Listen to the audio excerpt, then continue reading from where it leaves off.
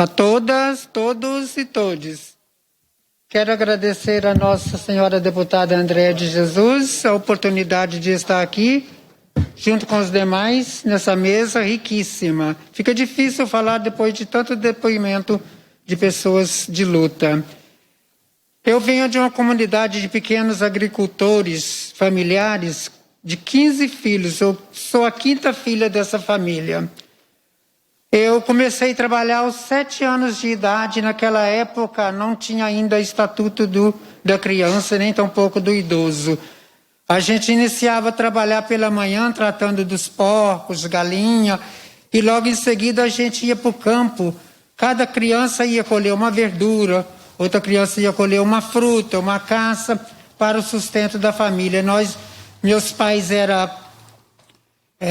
analfabetos, e eu não tive a oportunidade de estudar. Eu fiz o 4º ano primário. Naquela época não existia ainda o ensino fundamental, era o primário, e era muito difícil conseguir uma professora para lecionar nessas comunidades de pequenos agricultores.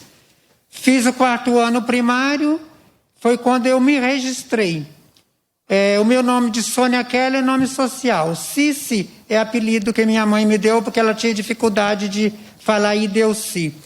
Mas até meu nome de Ideuci foi eu mesma que escolhi, porque o nome que meu pai escolheu para mim era Iderci. Então, como eu sabia que eu era um menino diferente de todos os meninos e que gostava das coisas que as meninas gostavam, eu achava esse nome muito feio. Aí, quando eu cheguei no cartório para me registrar, perguntaram: qual escreve o seu nome? Aí eu substituí o R pelo L, então ficou esse nome um pouco mais unissex. Sofri muito na minha infância porque não tinha com quem conversar sobre aquilo que estava acontecendo comigo. Trabalhei a minha infância toda com a terra, tudo que plantávamos é o que nós comíamos. Não existia nada de ir buscar açúcar. Fui criada ainda no tempo do engenho de cana. A gente fazia melado, rapadura, farinha, e tudo era gerido com boi, burro. Meu pai era tropeiro também, carregava tudo que precisava ir para as fazendas grandes nos lombos dos burros e das mulas, e meu pai ali estava exercendo essa profissão. Eu sou bisneta de índio. Na minha infância nós não tínhamos prato, nós comíamos em gamelas no chão. Juntava 3, 4 meninos em volta de uma gamela e comia fazendo bolinhos com a mão. A gente dormia em esteira de taboa, não tinha uma cama. Quando evoluiu um pouco, a gente fazia aquelas virgas assim de madeira, colocava um pau lá de outro de cá e colocava a esteira ali no meio. E até que, enfim, meu pai conseguiu pagar todas as prestações do sítio que ele comprou dos herdeiros e conseguimos fazer uma casa melhor. Foi quando eu quis ir para a escola, retomar os meus estudos. Aí eu quis ir para o colégio interno em Colatina, no Espírito Santo, onde estavam todos os filhos dos pequenos agricultores que tinham condição de financeira melhor, que poderia pagar os estudos para esses filhos. Eu chegando lá, eu já tinha um pouco do meu visual que definia que eu era um menino diferente. Eu já não fui aceita ali naquele colégio interno. Foi então quando eu comecei a trabalhar para me sustentar. Eu furei cisterna por metro aqui em Belo Horizonte, lá em São Benedito, bairro Baronesa. Eram grandes fazendas que foi loteada. No início que foi loteada aquelas fazendas ali no bairro Baronesa, uma prima comprou um lote e mas o meu primo, nós construíamos cisterna por metro. Lá no interior eu trabalhei como servente de pedreiro no primeiro colégio da comarca de São Sebastião da Vala, em Aimorés, que é no leste de Minas. E comecei a sofrer com depressão. Muita depressão, porque não tinha com quem conversar sobre sexualidade e gênero. Foi quando eu comecei a vestir roupas femininas, aí meus parentes não me aceitavam na casa deles, eu fui parar em situação de rua. Fui parar em situação de rua, logo em seguida a depressão era tão grande que eu me cortava com a gilete, aí me levavam para o hospital psiquiatra. foi quando eu tive a minha primeira internação ainda nos anos 70, no Galba Veloso. Do Galba Veloso eu fui transferido para a Clínica Pinel, que era uma grande clínica Pinel que tinha na Pampulha. Na Clínica Pinel foi quando eu cheguei lá e eu encontrei outras pessoas LGBT já internadas lá pela família. Como aquelas famílias eram as famílias que tinham recursos financeiros, elas ficavam lá, mas eu sabia que eu ia parar em Barbacena. Foi quando então eu aprendi a não tomar os medicamentos que davam na Clínica Pinel, para que eu pudesse não ficar impregnada, caída pelos pátios daquela clínica e pudesse fugir. Contei com o apoio de um funcionário da Clínica Pinel que me deu fuga numa festa junina. Saindo dessa clínica, eu volto para o sítio da minha família, mas eu não conseguia estar satisfeita, eu não me sentia pertencente à minha família. Eu não conseguia sentir pertencente a nada, eu não consigo sentir pertencente a nada. Foi quando então eu pensei, só o Exército poderá me salvar. Eu vou me alistar aos 17 anos e meio e vou servir o Exército e vou salvar-me desses meus pensamentos diabólicos, como fui criada numa comunidade evangélica. Isso era coisa do diabo, eu era tomada pelo demônio. Então eu pensei que se o Exército me aceitasse, eu poderia me livrar desses pensamentos, desses desejos. O Exército não quis nem olhar para mim. Quando eu me alistei, já fica ali de lado.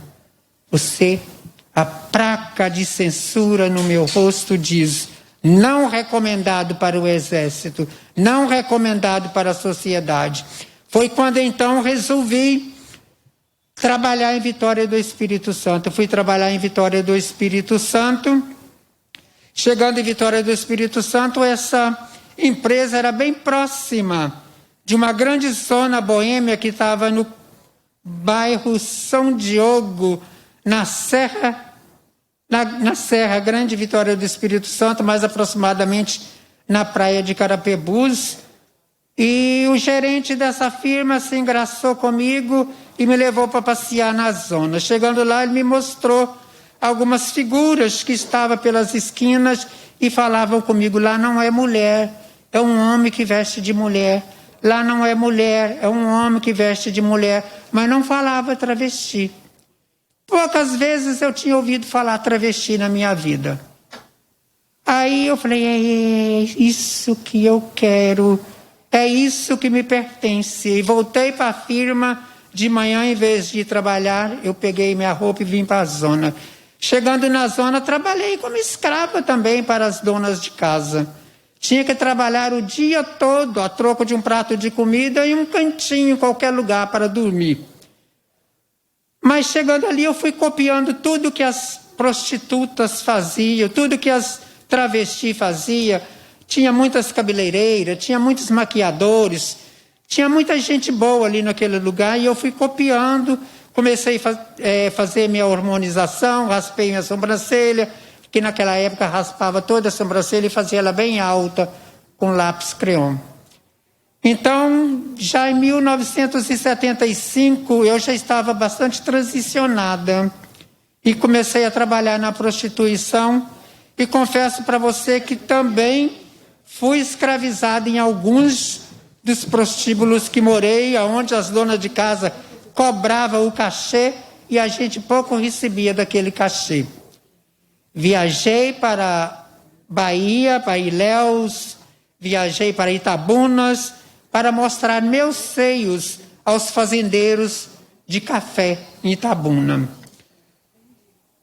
Eu quero dizer aqui que nós, mulheres travestis e transexuais, não somos bagunça, não somos purpurina, não viramos purpurina, somos resistência, somos luta.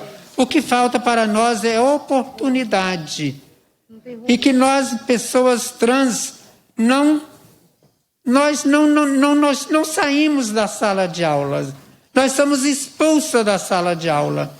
Nós não procuramos trabalhos, nós somos expulsos do mercado de trabalho. Por incrível que pareça, ainda somos as mesmas e vivemos como as nossas ancestrais pouco avançamos até hoje na questão de colocarmos as nossas pessoas trans nas faculdades. Faculdade é um espaço muito violento para as pessoas cis, imagina para pessoas trans. Então eu tenho orgulho e quero aqui as pessoas trans que conseguem estudar, formar. Eu tenho muito orgulho dessas pessoas que já estão chegando aí, que tiveram coragem, apoio da família para enfrentar a faculdade e ter uma profissão hoje. Quero dizer que a prostituição não é crime nem pecado, mas essa prostituição compulsória onde coloca nossas mulheres travestis e transexuais, 90% delas vivendo extremamente da prostituição, isso é crime do Estado para conosco. O Estado tem uma dívida muito grande para com a população LGBT, sobretudo com a população de travestis e transexuais. A gente chega na terceira idade cansada de sofrer desde a infância. A gente chega na terceira idade, muitas das vezes doente, com a terapia hormonal mal feita, sem acompanhamento de endocrinologista, com o uso do silicone industrial. A gente chega na terceira idade sem direito ao acolhimento institucional, porque esses espaços de acolhimento institucional não foram pensados para acolher pessoas trans. Esses espaços foram pensados para acolher pessoas da cisnormatividade.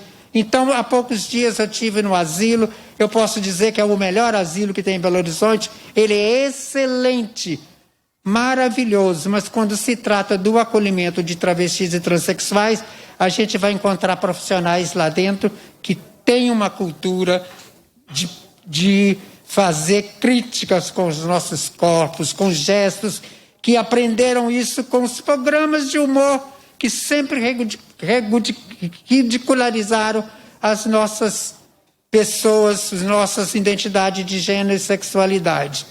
Então foi muito difícil ficar 2 meses no asilo. Eu sou do movimento de luta por moradia aqui em Belo Horizonte, moro na ocupação Carolina Maria de Jesus há 4 anos. É muito difícil para uma pessoa idosa ter que subir 3 andares de uma ocupação para poder garantir um pouco mais da sua dignidade. A gente precisa estar pensando em políticas públicas que venham a contemplar realmente todas essas populações, índios, LGBT, quilombolas. Então a gente, quando fala em políticas públicas, as políticas públicas elas existem para todos. O SUS é universal, mas o SUS contempla a saúde integral da população trans. O SUS consegue entender a necessidade de um urologista para uma mulher travesti. O SUS consegue entender da necessidade de um homem trans. Acho que não, estamos ainda perto da lenda e tão longe do fim. Precisamos aqui construir momentos que possam ser de resistência.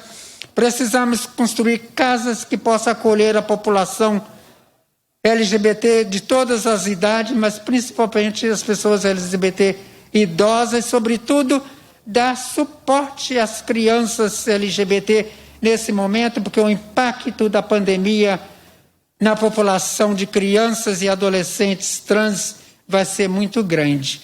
Porque se as crianças trans já não frequentavam as escolas antes da pandemia, que as escolas estavam abertas em período integral, imagina agora que estamos há 15 meses sem escolas abertas, presencial, essas crianças LGBT, essas crianças trans não vão ter oportunidade para estudar e vamos estar aí chegando daqui a 30 anos com pessoas trans passando pelas mesmas dificuldades que eu estou passando hoje. É mais do que urgente abrirmos os olhos para que pessoas trans também existem. Pessoas trans não têm o direito a existir. A gente resiste para depois existir. Eu quero dizer que nessa pandemia a gente perdeu grandes amigas para a Covid. a gente perdeu, a nossa população de travestis e transexuais quase foi dizimada com a AIDS, mas nossa estimativa de vida é apenas de 35 anos, então uma travesti, uma transexual, ela já é idosa a partir de 35 anos de idade, já que a nossa estimativa de vida é apenas de 35 anos. Então eu estou aqui vivendo o dobro da minha idade que me dera. Então é preciso estar trabalhando as questões das políticas, inserindo as nossas crianças trans na escola, trabalhando as questões da família, de gênero e sexualidade com a família e, sobretudo, trabalhando a questão da saúde integral dessa população. E moradia para todos já. E fora Bolsonaro já. E vacina salva. Se nós perdemos tantas pessoas para a AIDS, é porque não interessaram a criar a vacina para o HIV/AIDS. E se muitas pessoas morreram de Covid, é porque também não tiveram a oportunidade da vacina. Então é mais do que urgente termos um novo governo nesse país para que nós possamos ter um pouco mais de dignidade a partir de hoje, a partir de ontem e desde sempre já. Obrigada.